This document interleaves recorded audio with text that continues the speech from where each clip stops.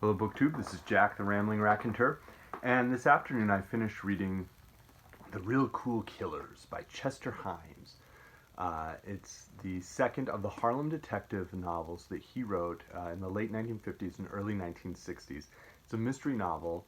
Throughout the Harlem Detective series, you have two New York City police officers who are both African American, and they're assigned to a precinct in Harlem. Their names are Gravedigger Jones and Coffin Ed Johnson. And they are,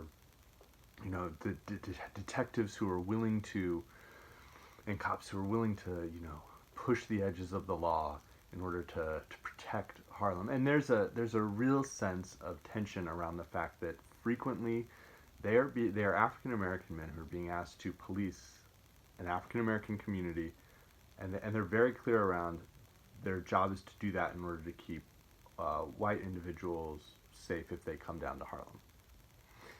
And so again, that's Real Cool Killers by Chester Himes. I read it in the Library of America's crime novels anthology, American Noir of the 1950s.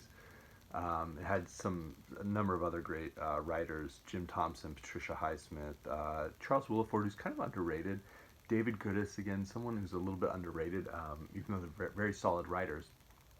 They did a two-parter. One was American Noir of the 30s and 40s, and then American Noir of the 50s. Among all the writers they canvassed in those,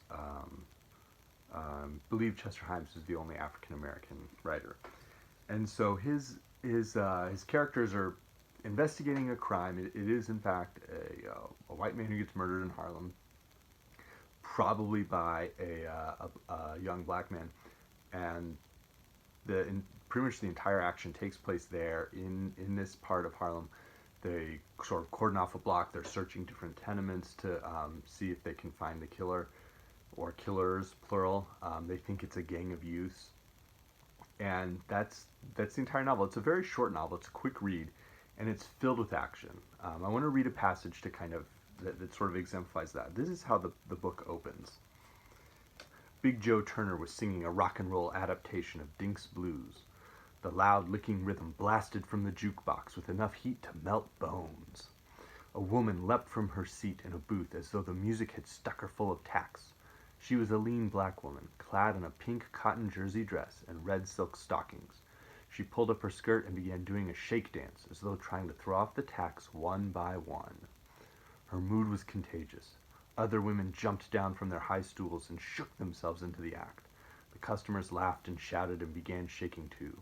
The aisle between the bar and the booths became stormy with shaking bodies. Big Smiley, the giant-sized bartender, began doing a flat-footed locomotive shuffle up and down behind the bar.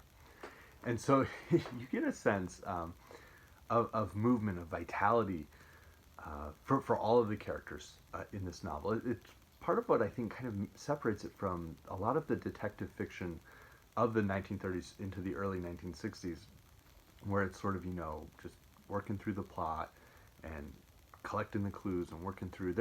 We're not given huge numbers of clues. We're given hints of things.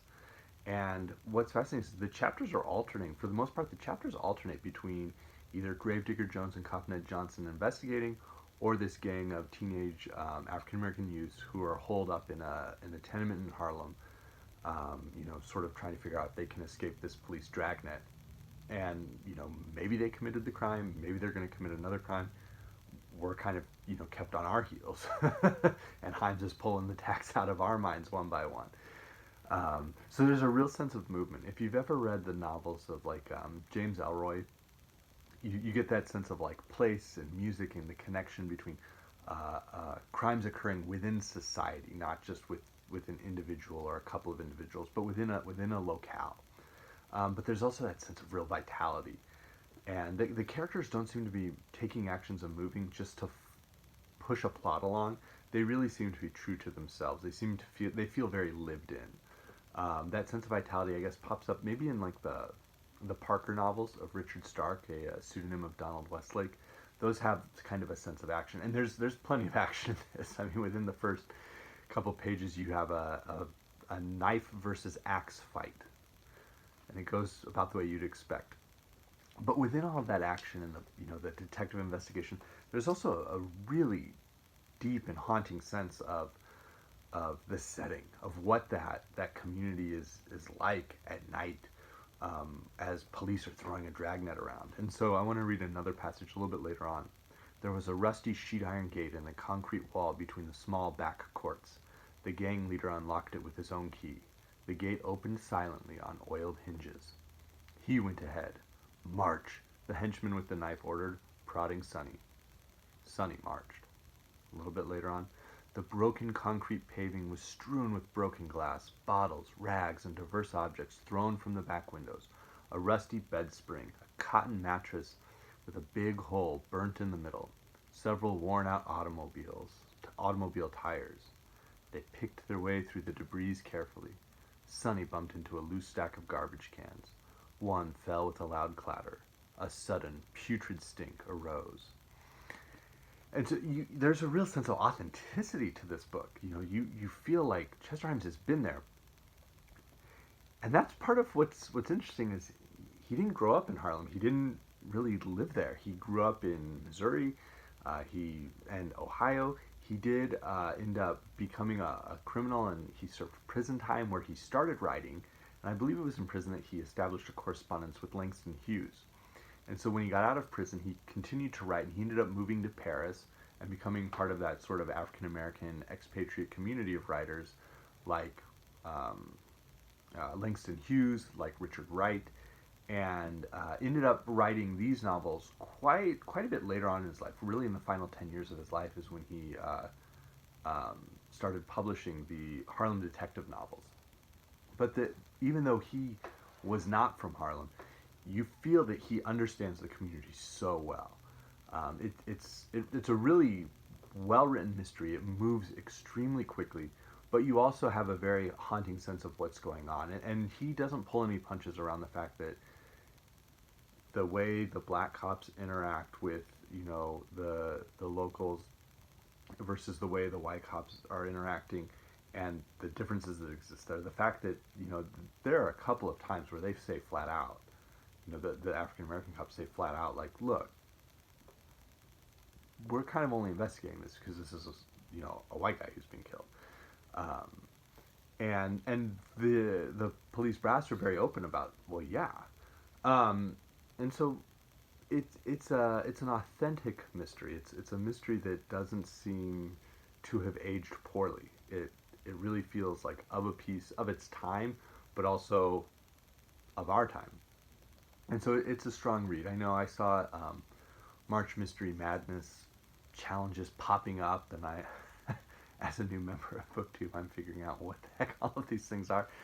But if you've never given Chester Himes a shot, you've never heard of him, I really do recommend any of his Harlem detective novels. They're all extremely short. A number of them were published by Vintage Crime. They kind of have this type of look. This is The Crazy Kill, which is the third or fourth. I believe this is the fourth. But you can see, I mean, it's an extremely slim book. They're very quick reads, but they're very good reads. No pun intended.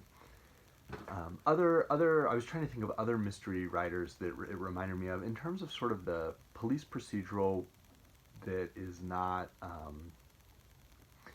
that is very like I don't think gritty, earthy. We'll say earthy, lived in. Joe Nesbo's Harry Hole books kind of reminded me of that. Um, in terms of some of the themes, I mean, one warning is Chester Himes uses adult language. I mean, characters curse, racial epithets are used, and it's not just like the juvenile gangsters who use that type of language. It's consistently characters throughout the book, and so if that's something that um, bothers you, don't read this. But if you recognize that as just part of the writing, then I think you'll enjoy the book. But some of those similar themes would be Mickey Spillane with the Mike Hammer novels, and sort of that sense of urban crime. And then the other one I would point out is Native Son by Richard Wright. I don't Was Richard Wright an influence on Chester Himes? I I'm fairly certain he was, but that sense of naturalism. But I would say if you read Native Son and you thought it was a powerful novel, you thought it was interesting, then I really think you would enjoy uh, Chester Himes' mystery novels. I think they very much are of a piece. They have similar sensibilities. They have similar sense of place within United States history, but also just a very sense of authenticity of characters who aren't just driven by the plot, but who could be real, who do exist, did exist, and are not just a bunch of words on the page. There's a deep sense of movement and power to both Richard Wright's characters and writing, specifically Native Son, and then these Harlem Detective novels by Chester Himes. So I'll be back soon. Thank you.